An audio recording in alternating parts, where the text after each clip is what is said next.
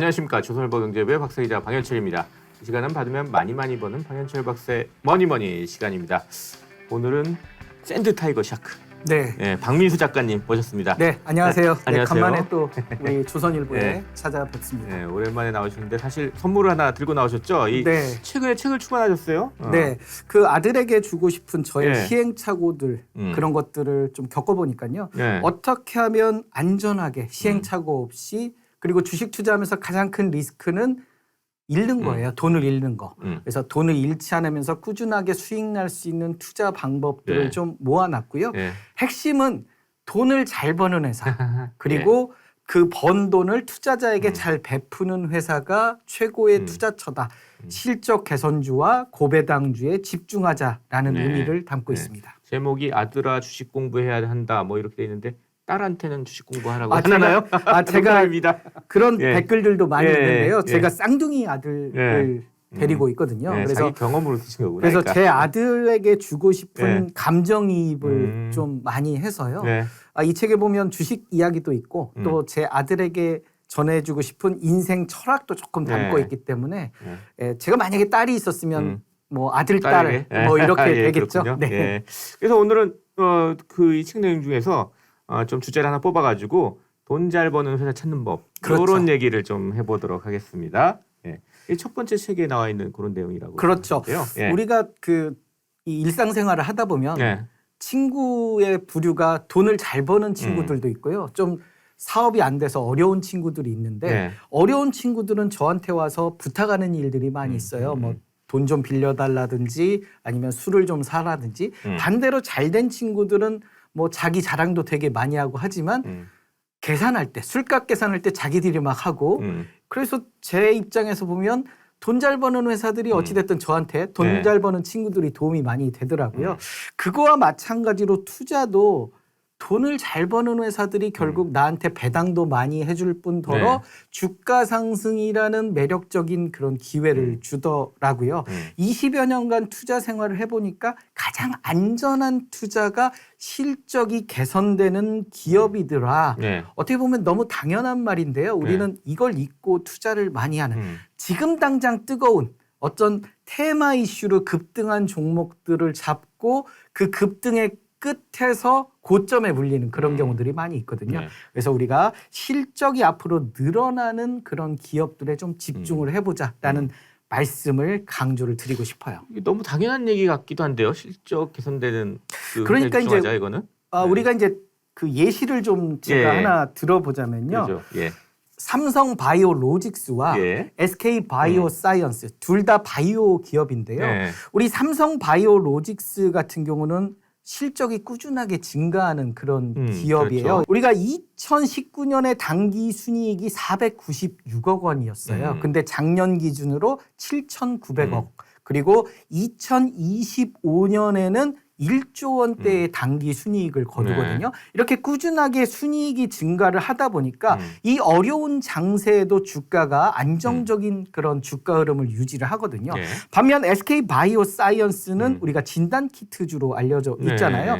코로나19로 2021년 굉장히 실적이 늘어납니다. 2019년에 146억이던 당기 순이익이 2021년에 3,500억대까지 늘어나지만 우리가 코로나가 좀 잠잠해지면서 매출이 줄어들면서 2021년에 3,500억 원대에서 2022년에는 1,200억 원대 그리고 올해는 400억 원대로 이렇게 줄어드는 거죠. 그러다 보니 그래프도 2021년에 주당 36만 원대까지 올라갔지만 지금 6만 원대까지 이렇게 떨어지게 되고 주가가 다시 이렇게 반등을 하지 못하는 모습을 보여주거든요. 그래서 우리가 주식을 사고 고점에 물렸구나라고 생각을 하는데 실적이 더 증가를 한다면 이 고점보다 더 눈높이가 올라가지만 실적이 꺾여버리면 결국 그 높은 고점을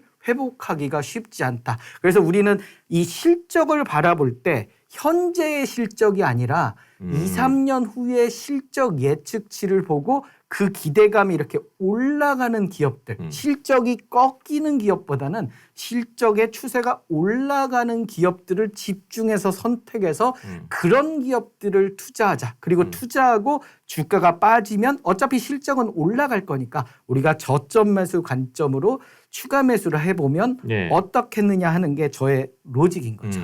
그래서 실적을 과거에만 연연하면 실적 피크아웃에 걸릴 수도 있거든요. 그래서 실적은 2, 3년 후에 미래를 좀 보고 투자를 하자라는 말씀을 드려요. 실적 좋은 회사에 투자하는 게 이제 미래 전망까지 고려해서 봐야 된다. 그렇죠. 실적을. 예. 주식이라는 건 6개월이나 1년 후에 미래 실적을 땡겨오는 거거든요. 예. 그래서 지금 당장 좋은데 내가 산 이후로 더 좋아야 되는 거잖아요. 환경이 더 좋아야 되는데 나는 환경이 아주 좋은 꼭지에 사서 기업 환경이 나빠지는 상황으로 가버리면 나의 그 주식 매수 단가는 굉장히 높아지는 상황이 되기 때문에 어찌됐든 2, 3년 후에 좋은 기업을 사자. 그러면 좋은 기업을 어떻게 찾을 거냐가 이제 굉장한 관점이 중요한 포인트가 되는 거죠. 미래를 보자 그러니까 약간 뭐 성장주 얘기랑도 비슷한 것 같기도 하고, 그렇죠. 테마 뭐 이런 얘기랑도 비슷한 것 같기도 하고. 그렇죠. 차이가 있어요? 일단 우리가 이제 요즘 들어서 2차 전지 테마가 굉장히 하나의 화두가 되는데요. 두 부류로 나뉘는 것 같아요. 실적이 어느 정도 받쳐주는, 그러니까 실적 예측치가 나오는 기업과 이제 사업을 시작하려는 그런 기업들이 있는데요.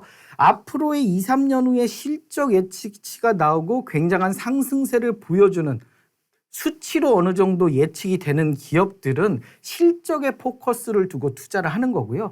지금 당장 리튬이든지 2차 전지 뭐 소재라든지 이렇게 진출하는 기업들은 하겠다라는 이슈로 테마를 형성을 하는 거죠. 그러니까 사업에 진출을 하는데 잘 될지 안 될지는 이제 해봐야 아는, 공장을 짓기 시작하니까 이제 해봐야 아는 상황이기 때문에 그런 기업들은 하나의 테마가 되는 거죠. 그러니까 계속 관심을 끌기에는 실적이 나와야 되는데 그 실적이 나오기까지는 2, 3년이 걸리고 그 기간 동안에 만약에 아웃풋을 못 보여주면 꺾여버리는. 그래서 우리가 테마 같은 경우는 뉴스에 팔아라라는 말씀을 많이 하잖아요. 그건 더 나올 뉴스가 있느냐는 건데 더 나올 뉴스가 나올 수 있는 이벤트들이 결국 많지 않은 경우들이 많아서 이렇게 상승했다 꺾여버리는 급등 후 급락이 오는 경우들이 많이 있고요. 이 성장주 또는 실적주라고 하는 기업들은 3개월마다 실적을 체크하면서 꾸준하게 우상향하는 모습을 보이는데 최근 들어서 올해 들어서 이 실적 예측치를 이렇게 쏠림 현상들이 좀 생긴 거죠. 그 유명 뭐 작가분들이나 유튜버분들이 2차 전지 양극재 기업에 대한 어떤 그 퍼포먼스를 강조를 하시다 보니까 이 약세장에서 이런 실적을 보여줄 수 있는 기업들이 많지 않다. 그러면서 갑자기 거래량이 몰리고 주가 상승폭이 있어서 지금 좀 조정을 보이는 게 아닌가 싶고요. 실적은 우리가 증권사 리포트에 보면 2년 후 정도의 실적 예측치들이 다 나와 있거든요. 그래서 증권사 리포터나 아니면 네이버 증권 화면에 그 컨센서스 화면들이 있어요. 한 7년 정도의 실적 예측치인데 미래의 실적 2년 정도를 보여주니까 우리가 기업을 체크할 때는 꼭 실적 먼저 체크하고 그 다음 스텝을 밟는 게 가장 편리한 그런 투자 방법이 아닌가 싶고요. 그러니까 숫자를 보라는 얘기인데 그렇다면 어떤 숫자를 보느냐 구체적으로. 그래서 이제 이게 더 중요할 것 같아요. 그래서 2년 후에 실적을 보는 건데요. 우리가 예를 들면 에코프로비엠 요즘 많이 뜨겁잖아요. 뭐 많이 들었죠. 그래서 2022년과 2025년 실적을 비교를 해보면요. 2022년 매출액이 5조 정도 돼요. 그런데 2025년에는 16조 정도 되고요. 당기순이익만 봤을 때 2,300억 원 정도 작년에 벌었는데요. 2025년에는 7,400억. 지금 시가총액이 21조 정도 되거든요. 시가총액과 당기순이익을 알면 PER을 계산할 수가 있어요. PER은 시가총액을 당기순이익으로 나누니까요. 그러면 21조의 시가총액을 2022년 2,300억으로 나누면 PER이 거의 90배 이상이 되는 거죠. 90배라는 것은 내가 투자했을 때 투자 원금을 회수하는데 90년이 걸린다는 얘기예요. 상당히 높아 보이는데. 상당히 높아 보이는데 2025년 7,400억의 실적을 대입해 보니 29배 정도 되는 거예요. 그래요. 29배도 높을 수도 있지만 그래도 좀 리즈너블 할 수 있는. 왜냐하면 2026년 실적이 나오고 2027년 실적이 나오면 이 실적의 어떤 아웃풋이 더 그러니까 실적은 더 올라가고 PER은 더 낮아질 개연성들이 높기 때문에 네. 성장주의 현재 진행형이다 이렇게 보는 거고요. 네. 여기서 성장주 얘기를 하나 더 하자면 네. 소비자 물가지수 CPI를 발표를 최근에 했어요. 네. 그런데 2년 만에 4%대로 떨어진 네, 거죠. 미국 소비자 물가죠. 네, 미국 거. 소비자 네. 물가지수가 4.9%대까지 떨어졌거든요. 네. 근데 금리는 5.25%라는 거죠. 금리보다 이 인플레이션이 더 낮아지는 그런 현상들이 이제 발생하면서 금리 인상을 앞으로 공격적으로 할 좀 유인들이 많이 줄어들었다. 그렇다라고 하면 성장주 입장에서는 가장 큰 리스크가 금리 인상인데 이런 부분들이 좀 줄어들었기 때문에 어떻게 보면 이 실적 개선이라는 이슈가 앞으로 시장을 이끌 수 있는 그런 모멘텀이 되는 거죠. 그래서 6월 말이 지나면 2분기 실적이 나오고요. 한 7월이 지나면서 실적 발표가 있을 텐데 그 실적 발표치를 보고 이 2차 전지 기업들의 어떤 앞으로의 추이가 결정이 되지 않을까 싶어요. 향후 1년간 기대 인플레이션이 한 4.4% 정도 된다고 하고요.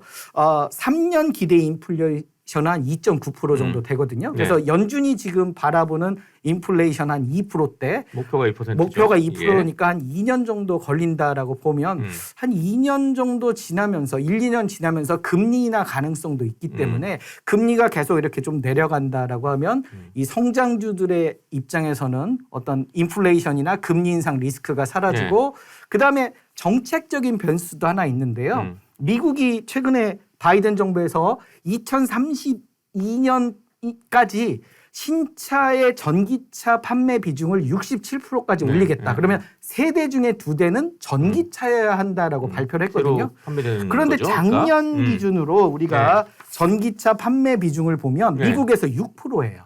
그러면 67%면 9년 사이에 한 11% 정도 11배 정도의 판매량을 늘려야 되는 그런 정책적인 후광 효과들도 있거든요. 여기에 2035년이면 탄소 제로, 더 이상 가솔린 차를 팔지 마라라는 유럽과 어떤 미국의 어떤 정책적인 발표들도 있었기 때문에 이 정책적인 훈풍과 실적 개선 여기에 금리 인하라는 이 세 가지 요인들이 맞붙으면 긍정적인 모습들을 좀 보여주지 않을까라는 기대감들이 좀 있습니다. 뭐 많은 사례 들면서 이제 일단 실적 개선주를 찾아라 뭐 이 얘기를 하는 건데 그럼 이제 실적 개선이 좀 기대되는 업종들 이런 거는 어떤 걸 좀 볼 수 있을까요? 일단 우리가 그 지금 상황에서는 2차 전지 관련 양극재 기업들이 가장 모멘텀이 있고요. 두 번째로는 그 방산주들. 그러니까 방산이라는 것은 수주 계약을 하고 수주가 한 2, 3년 후 정도의 그 실적 예측까지 할 수 있잖아요. 그런데 한화 에어로스페이스 같은 경우를 대표적으로 들 수가 있는데요. 한화 에어로스페이스 같은 경우는 작년도 당기순이익이 2천억 정도 났어요. 근데 올해는 한 4,700억 그리고 2025년에는 6천억까지 올라가는 거거든요. 이런 어떤 실적 개선세 추이가 주가를 올해 강하게 끌어올리는 모멘텀이 됐거든요. 그래서 방산주들도 실적 반성에서 뭐 LIG 넥스원이라든지 하나 에어로스페이스 올해 1분기 시장의 컨센서스를 훨씬 뛰어넘는 그런 실적들을 발표를 했거든요. 그래서 이런 기업들의 어떤 실적 추이를 좀 체크해 볼 필요가 있고요. 딱 숫자로만 봐도 이렇게 늘어나는 게 보이니까. 네네. 그리고 이제 엔터 기업들 같은 경우도 어떤 실적 예측치 상으로는 굉장히 많이 올라가고 있어요. 그래서 대표적인 게 이제 JYP 같은 경우도 작년 실적 기준으로 당기순이익이 674억인데요. 2025년에는 한 1,300억 정도. 그러니까 2025년에는 실적이 한 2배 정도 느는 걸로 이렇게 나오고요. 하이브 같은 경우도 최근에 방탄소년단이 군대를 이제 가기 시작하잖아요. 그러면서 작년에는 523억 정도의 그 당기 순이익이 났는데요. 2025년에는 한 3천억 정도까지 당기 순이익 증가가 예상이 돼서 뭐 작년보다는 좀 실적 개선세가 뚜렷하다 이런 모습들을 보여주거든요. 교체되는 이제 아티스트들이 쭉 나온다고 그렇죠. 하더라고요. 그런 네. 게 이제 실적으로 이어지는 게 전망 뭐 숫자도 나오고 또 앞으로 전망으로도 이렇게 반영이 돼 있다. 네, 그래서 최근에 네. 어떤 뉴스 기사들을 보면요, 같은 업종인데 실적이 개선되는 기업과 실적이 개선되지 않은 기업들의 주가 차이를 많이 비교를 하고 있거든요. 네. 오늘 같은 경우도 우리가 그 휴대폰 사업에 대해서 이 부품 관련 기업들이 하나는 되게 잘 되고 하나는 안 되고 이런 기사들이 있는데 네. 결국에 어떤 실적이 개선되느냐 이런 부분들이 어떤 모멘텀을 주고 저는 방산 그리고 엔터 그리고 대표적으로 2차전지 이런 기업들을 이야기를 하고요.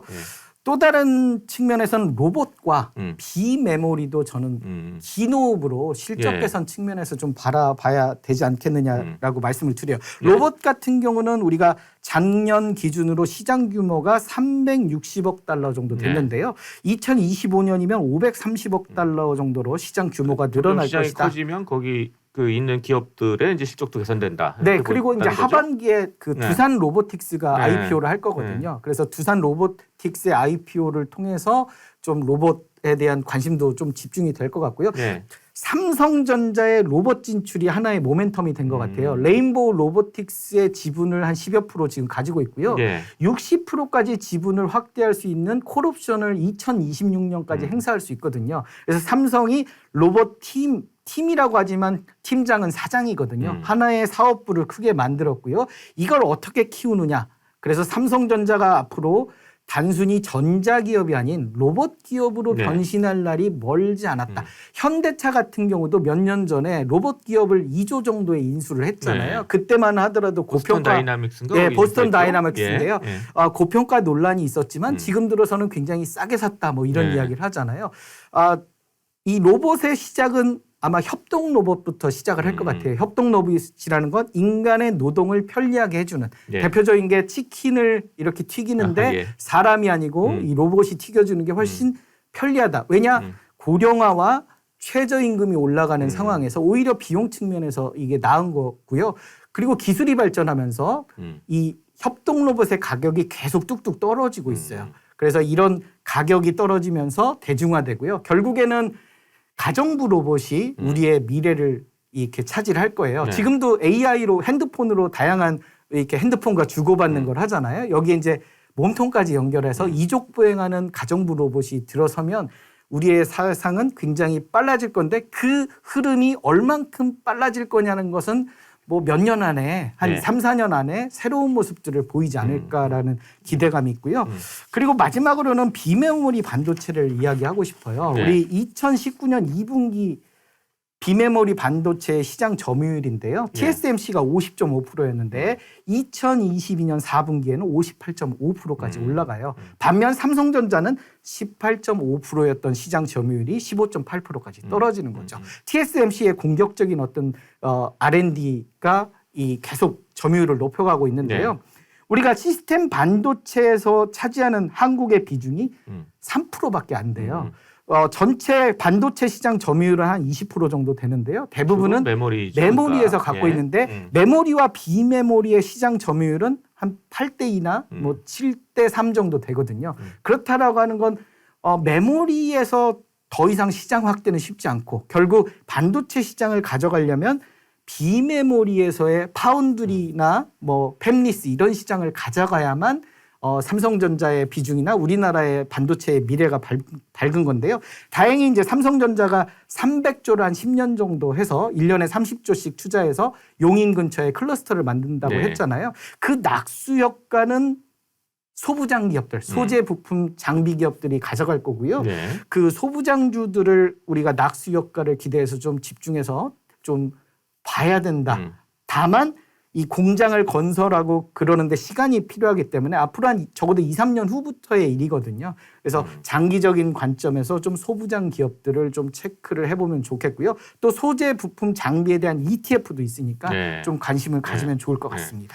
아까 뭐 2차전지 얘기하면서 에코프로 BM만 얘기한 것 같은데 이 2차전지 쪽은 이 테마주도 섞여 있고 막 실적 개선주도 섞여 있고 그래서 이거 좀 구별하기가 힘든 것 같아요.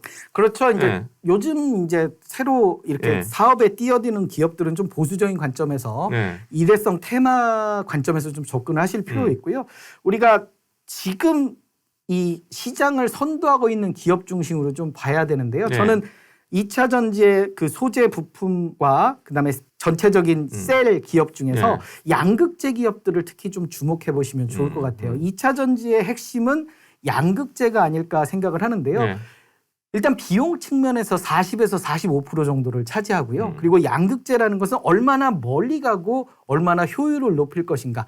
가장 코어적인 역할을 해요. 그리고 중국보다 우리의 기술이 아직 앞서 있는 그런 부분도 있고요. 네. 미국의 IRA에 의해서 이 중국을 좀 배제하는 그런 정책적인 부분들도 우리에게 좀 도움이 될 것이다. 그래서 네. 에코프로비엠, LNF, 포스코, 퓨처엠 양극재의 대표적인 기업들인데요. 그 기업의 2022년과 2025년 실적을 비교하고 현재의 시가총액 그러면 미래 PER을 알 수 있는데요. 네. 일단 에코프로비엠은 아까 설명드렸듯이 당기순이익이 2,300억대에서 7,400억대 2022년과 2025년을 비교를 네. 하면요. LNF는 2,600억대에서 7,100억대 그리고 포스코 퓨처엠은 1,100억대에서 7,700억대까지. 그러니까 결국에 2025년이 되면 에코프로비움이나 LNF나 포스코 퓨처엠이나 당기순이익은 7,000억대로 엇비슷한 거죠.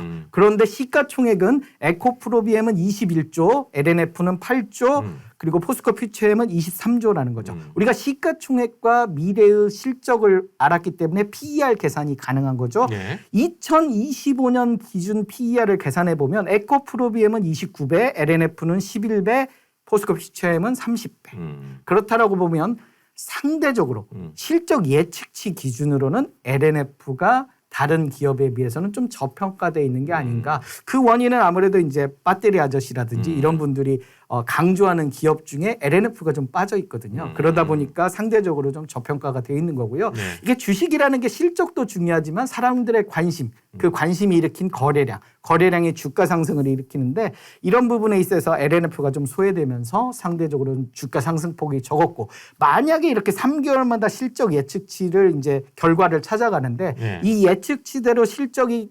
가져간다면 가장 많이 상승할 수 있는 부분도 사실 LNF가 될 수 있는 그런 부분들이기 때문에 우리가 실적 예측치와 시가총액을 꼭 비교해서 미래 PER까지 계산해서 이 기업이 지금 좀 버블인지 아닌지 판단해서 우리가 이 매입 금액과 매입 시점을 좀 고민해 볼 필요가 있는 네. 거죠. 우리 쭉 해가지고 뭐 이 실적 개선주가 될 수 있는 여러 가지 이제 기업들 그리고 업종까지 쭉 얘기를 해봤는데 좀 정리하는 질문 하나 드리면 네네. 언제 사고 언제 팔아야 되느냐 이게 또 유튜브 맞아요. 방송 보신 분들이 네. 상당히 궁금한거든요. 그러니까 어떤 좀 조언을 해줄 수가 그러니까 있을 저 것 같아요? 같은 경우는 그 네. 2년 후에 실적을 찾는 게 굉장히 중요하고요. 네. 실적 예측치를 찾을 수 없는 기업은 일단 투자를 많이 그건 고려합니다. 하지 마라. 왜냐하면 네. 많은 2천여 개의 기업 중에 한 3종목에서 5종목을 고르는 거고요. 네. 그 실적 예측치가 꺾이는 기업들은 일단 신규 투자 대상으로 제외를 하고요. 이 트렌드 자체가 7년 정도 놓고 봤을 때 꾸준하게 상승하는 그런 추세를 보이는 기업들 중심으로 네. 압축을 하고 PER, 미래 PER을 계산을 해서 미래 PER 기준으로 투자를 판단을 한다는 거죠. 네. 그래서 예를 들면 미래 PER이 뭐 10배다 또는 5배다. 그런데 나는 미래 PER이 10배 될 때까지 기다려보겠다. 두 번째로는 실적 추이가 꺾이지 않는다. 그런 전제라고 하면 계속 홀드하는 전략을 하는 거죠. 이 실적 추이가 양극재 기업도 한 2030년이나 2035년이 되면 시장의 어떤 포화 상태가 올 수 있거든요. 그러면 분명히 이 성장세가 꺾일 거고요. 나는 성장세를 2년 후나 3년 후를 미리 예측을 할 수 있기 때문에 그 성장세가 꺾인다고 하면 과감하게 매도를 하고 다음 성장세가 뚜렷한 종목으로 갈 수 있지 않겠느냐. 그래서 돈 잘 버는 회사는 실적의 추이를 기준으로 실적이 계속 성장한다면 장기 홀드, 실적이 꺾인다면 매도. 네. 그리고 내가 생각했던 미래 실적 기준 PER이 예를 들면 5배인데 10배 되면 나는 팔겠다. 그런데 10배 되는 순간은 또 다음 미래 실적이 나오거든요. 그 미래 실적 기준으로 아직 10배가 안 될 수 있으면 네. 계속 홀드하는 그런 전략을 그러니까 매도 시점을 짧게 뭐 2, 3개월 이런 게 아니라 예. 적어도 1년 이상 또는 2, 3년 이상을 바라보면서 장기적인 상승 추세를 가져가면서 긴 호흡으로 목표 예. 수익을 좀 높여가는 그런 투자 전략이 저는 괜찮다라고 생각을 하고요. 예. 여기서 실적 관련해서 공시도 되게 중요하다 저는 생각을 하거든요. 왜냐? 우리가 공시가 다양하게 있는데 실적과 관련된 공시는 지속적인 주가 우상향을 일으키고요. 네. 실적과 무관한 공시는 테마주처럼 급등했다가 급락을 해버는 거죠. 예를 들면 무상증자인데요. 무상증자를 발표하는 순간 급등을 하고 이 기준일까지 다시 주가가 주춤을 해요. 그러다가 기준일이 지나고 무상증자 권리락이 나타나면 권리락 착시 효과로 하루 이틀 급등을 하는 거죠. 예를 들면 과거에 공구음원처럼 뭐 한 주를 5주로 무상증자하는 경우에 과한 급등이 일어났거든요. 그리고 나서 이 무상증자 주식이 이렇게 상장하게 되면 더 이상 나올 호재 이슈가 없기 때문에 주가가 이렇게 흘러내려 버리는 그런 이 테마적인 모습을 보여주거든요. 네. 반면에 실적 개선과 관련된 거, 설비 투자라든지 수주 계약이라든지 네. 실적 증가 또는 좋은 기업을 지분을 투자했다. 이러면 꾸준하게 상승을 하는 거죠. 네. 대표적인 게 이제 LS라는 지주회사인데요. 네. LS가 LS 니코동, LS M&M이라는 회사를 그 지분을 50% 갖고 있었는데 이 지분 나머지 50%를 일본 기업으로부터 인수를 해요. 그러면서 지분이 100%가 되면서 연결 재무제표 상에 LS M&M의 모든 실적을 다 가져오게 되거든요. 그러면서 갑자기 이렇게 실적이 꾸준하게 더 증가하는. 네. 그러니까 지분 투자 자체가 실적을 증가시키는 요인도 되는 거죠. 네. 그래서 공시도 실적에 포커스를 두면 마음 편한 투자가 될 수 있겠다. 네. 자, 이렇게 해서 오늘은 샌드 타이거 샤크 박민수 작가님 모시고 돈 잘 버는 회사 찾는 법에 대해서 얘기를 나눠봤습니다. 할 말이 되게 많으신 것 같은데 한 번 더 모셔가지고 한번 네네. 얘기를 나눠보도록 하겠습니다. 네. 마지막으로 저희 시청자, 구독자 여러분께 짧게 마무리 인사 좀 부탁드립니다. 네, 그래서 우리가 저 종합해 보면 돈 잘 버는 회사를 찾아서 그 돈 잘 버는 회사의 2, 3년 후의 실적을 보고 현재 기업 가치인 시가총액과 비교해서 네. 이 기업의 버블 정도를 찾아서 실적이 꺾이지 않는 기업으로 투자를 하면 절대 잃지 않는 그런 투자가 될 거다. 그리고 주가가 많이 빠지면 추가 매수 관점으로 좋은 기업이니까 네. 접근하면 좋겠다. 이렇게 강조를 드리고 싶습니다. 예, 감사합니다. 지금까지 샌드 타이거 샤크 박민수 작가 그리고 저는 조선일보 경제부의 박사이자 방현철이었습니다. 그럼 다음 시간에 또 뵙도록 하겠습니다. 감사합니다. 감사합니다.